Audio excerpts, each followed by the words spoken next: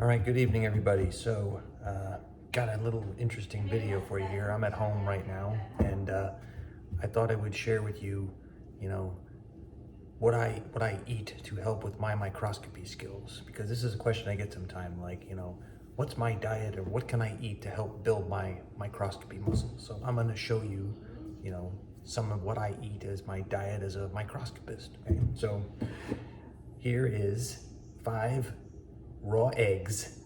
Okay, now before I put them in here, I cleaned the shell off very thoroughly. It's perfectly safe to eat raw eggs if you clean the shell first. That's where all the potential contamination bacteria is.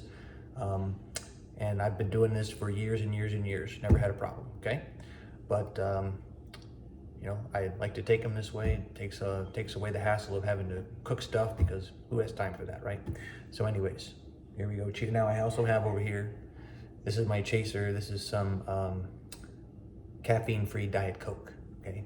So anyways, let's see if we can do this. To your good health and to your microscopy skills.